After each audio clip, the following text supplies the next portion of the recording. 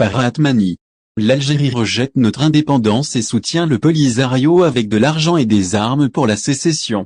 Le chef du mouvement pour l'autodétermination en région Gbaïl, MAC, Farah Atmani, a décrit l'Algérie comme un État qui parraine le terrorisme, soulignant que tout ce qui s'est passé en matière de terrorisme dans la région du Sahel a été avec la bénédiction des autorités algériennes.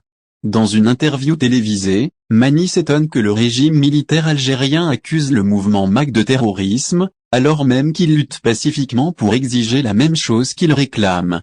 Il a le Polisario, qui adopte une action militaire avec le soutien des dirigeants du palais Mouradia. Farah Atmani a poursuivi en disant, « Nous ne sommes pas comme le Polisario, que l'Algérie arme pour lutter pour les droits que l'Algérie veut. Ils nous accusent d'être des terroristes parce que nous exigeons les mêmes droits que l'Algérie soutient pour le Polisario, pourtant le Polisario prend les armes et nous non. » Mani s'étonne également de la duplicité des positions de l'Algérie, qui soutient le Front Polisario pour la sécession et refuse d'accorder au même titre ce qu'il considère comme un droit au peuple Gbaïl. Mani a souligné que le gouvernement intérimaire Gbaïl, pour revendiquer le droit à l'autodétermination, a été mis en place en 2010, après que les autorités centrales algériennes n'aient pas réagi aux demandes d'autonomie.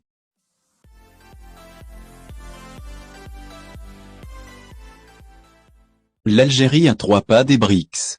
En 2022, pratiquement tous les indicateurs économiques de l'Algérie sont passés au vert, achevant l'année sur une note très positive qui annonce un démarrage en trompe de l'année 2023.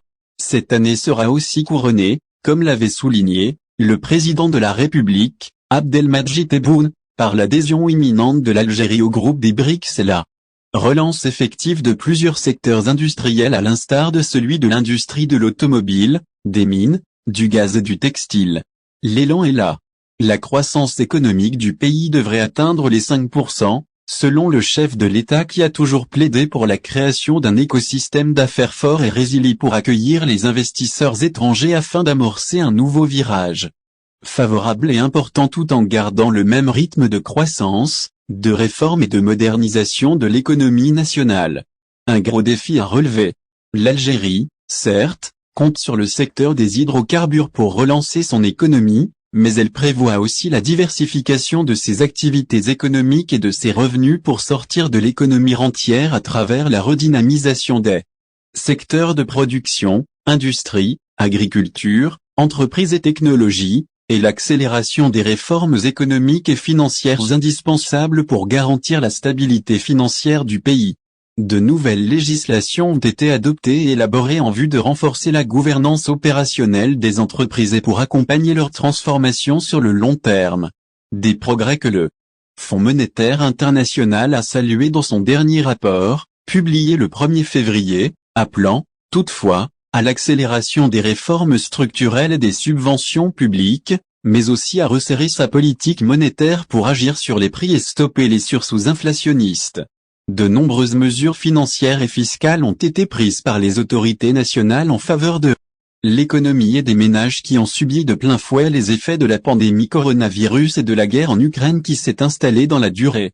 L'État n'est pas prêt d'abandonner sa politique sociale, mais il a confirmé, en parallèle, sa détermination à réformer le système bancaire, fiscal et douanier afin de faciliter l'acte d'investir et d'exporter. L'adoption d'un nouveau code d'investissement, et l'amélioration du texte de loi sur la monnaie et le crédit démontrent le degré d'engagement des autorités en faveur d'une économie résiliente, forte et inclusive. Les actions du gouvernement orientées vers le développement des nouvelles technologies, des start-up et de l'industrie pétrochimique, agroalimentaire, pharmaceutique et énergétique et l'ouverture du marché national aux étrangers, sans contrainte, séduisent les investisseurs qui visent la conquête du marché africain. L'entrée en vigueur de la zone de libre-échange continentale africaine et la création des zones franches au niveau des zones frontalières faciliterait la circulation des marchandises sur le marché africain et favoriserait la création de la richesse et de l'emploi.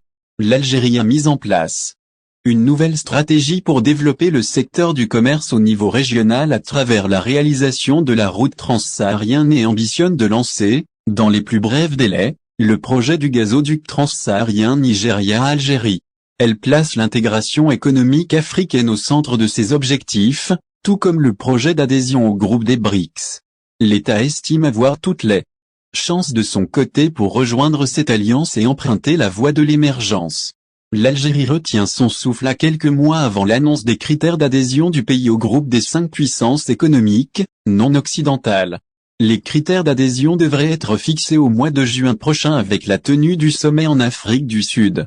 Pour l'Algérie, cette adhésion ne sera que bénéfique pour toutes les parties et devrait l'aider à accélérer sa transition économique afin de se positionner dans le nouveau monde économique qui se dessine progressivement. Un monde